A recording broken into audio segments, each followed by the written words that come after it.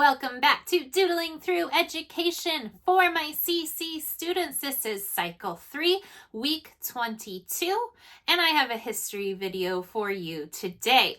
For everybody else, that just means that we are talking about September 11th, 2001. If that touches a little close to home for you and your family, just be aware that some of those sensitive topics are talked about. But before we start, I wanted to remind you to go ahead and subscribe to this channel if you haven't yet. Without further ado, let's start doodling. September 11th, 2001 was a beautiful Tuesday morning in New York. At about 8:45 a.m., a Boeing 767 crashed into the North Tower of the World Trade Center in New York City. This crash left a huge hole in the tower, with the nearly 20,000 gallons of jet fuel burning in it. This prompted the evacuation of the North Tower as well as the South Tower. It was at first thought that this had just been an accident, but then 18 minutes later, after that first plane crash, a second Boeing 767 hit the South Tower as well. This caused a massive explosion, and it was at this point that all of America learned that our country was under attack. So, who was attacking America? And how did they do it? We call the people who took control of those planes from the pilots hijackers, and they were Islamic terrorists from Saudi Arabia and several other Arab nations.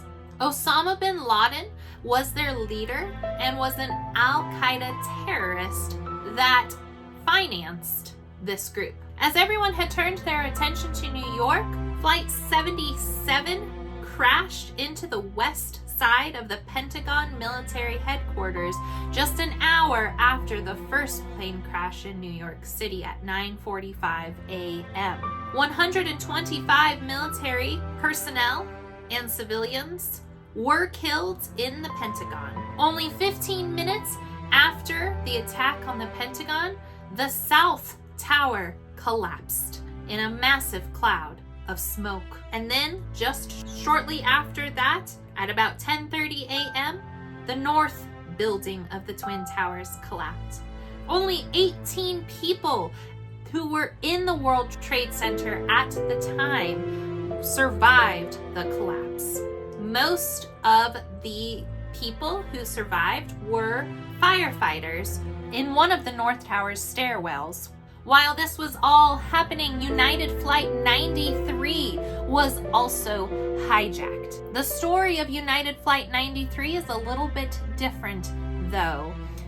People on board learned about the reports of the hijackers taking control of passenger airplanes, and they knew that this had just happened to them too. A group of brave passengers got together to fight off the four hijackers. Unfortunately, this could not save their lives because the plane then flipped over and crashed in a rural field in western Pennsylvania. They were heroes, though, because whatever the intended target was of that plane, it did not reach its destination. There are many theories on what the target could have been, from the White House to the Capitol, or even it could have been a nuclear power plant. In all, a total of 2,996 people were killed in these attacks. This number does include the 19 terrorists as well. At 9 p.m., President George W. Bush addressed the nation in a televised address from the Oval Office in the White House. He said, "Terrorist attacks can shake the foundations of our biggest buildings, but they cannot touch the foundation of America.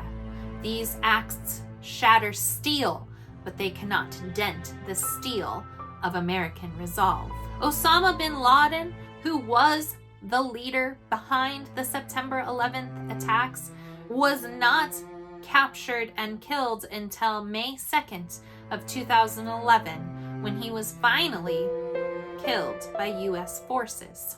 At the end of the year 2001, Congress approved naming September 11th Patriot Day to commemorate the brave people who acted that day to save lives. And that's all we have for today. I want you to talk with your parents again this week about this event. Most of your parents were probably alive during this event. So I'd like you to talk to them about what they remembered and how they felt this impacted our country.